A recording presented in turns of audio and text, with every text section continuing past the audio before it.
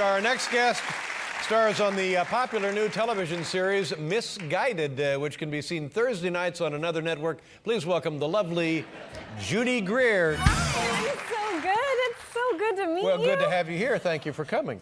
Now you look lovely, but your hair looks different. Am I right about that? You are right. I'm now a redhead because I just finished a movie with Jennifer Aniston. Oh. And she and I had similar colored hair, like when mine was like blondish brown, and so they wanted me to dye it red because they thought that, I don't know, maybe people would get mixed up or our hair color was too similar. And I remember they told me that and I was like, yeah, I'll totally dye my hair red, but I'm kind of pretty sure no one's gonna think I'm Jennifer Aniston, but you never know. Well, we'll keep our fingers crossed, I guess. But it looks nice. Do you like being red hair? Yeah, I love it. I really do. Well, that's good. And can you tell us about yourself, where you're from, and how you got your beginning in show business and stuff? Sure. I was born in Detroit, Michigan. Detroit, yeah. And I took ballet classes, and then went to college in Chicago, and then out to Where did you go to school in Chicago? DePaul University. Oh, well, good for you. Yeah. Sure. That's awesome, DePaul. Do you ever get back to the Midwest? Well, I do. Actually, my parents have moved now to a small town called Cary, Ohio, which is where my mom grew up. So I go back to visit them there, like around Christmas time. They have like this big party for my family called the Cary Christmas. Oh, that's nice. Yeah. It's really cute. They have someone come, like someone who lives in the city but is not related to us, who's maybe similar looking to Santa Claus. They have him dress up like Santa and come with a bag of gifts for all the kids.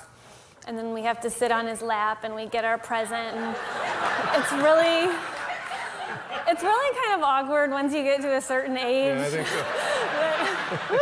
Because I have some pictures of myself where I'm probably a little too old to be sitting on Santa's lap, but I'm there. Fun's fun, for heaven's sakes. And with every actor and actress, their early jobs as the career is just kind of coming together. Did you have some interesting experiences there? I did. I was a cocktail waitress once. Oh, and that's got its hard work, isn't it? It's crazy hard work. I probably lasted, and I'm not joking, like 2 hours. I don't think I delivered one drink because the dance floor was crazy, and so I went to my manager and I said, no more of this for me. And she said, well, that's fine because the coat check girl just OD'd, so if you wouldn't mind. The coat check girl OD'd? Yeah, she OD'd. On what, checks? Black leather jackets. And after working there, I could figure out why. But she didn't know she OD'd on drugs.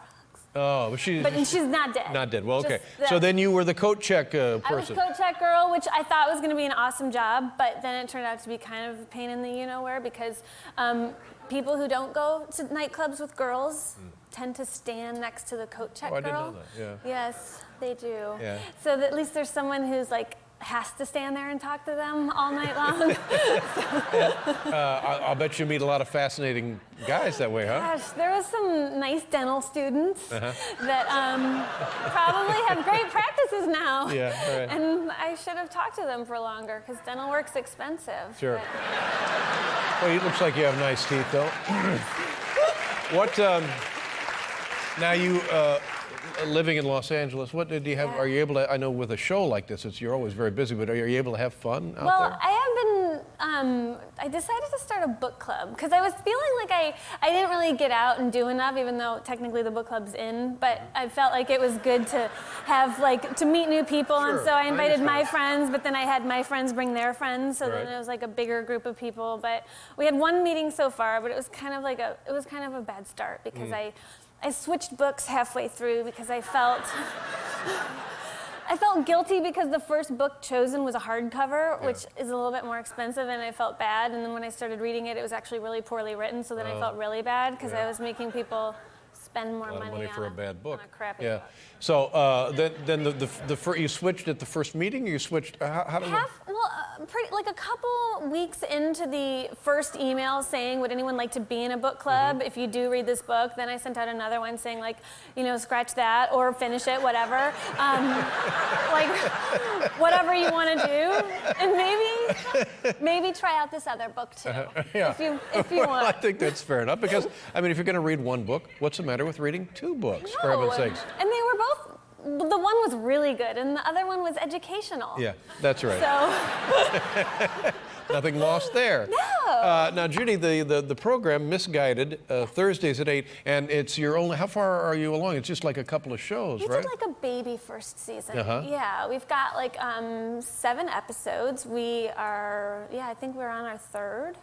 And people really like it. Well, that's good. At least that's what everyone's telling me. Yeah. Well, it's Thursdays at 8 p.m. Judy Greer, pleasure to meet you. Gosh. I hope you come back. Thank you very much. Thank Judy you. Greer, ladies and gentlemen.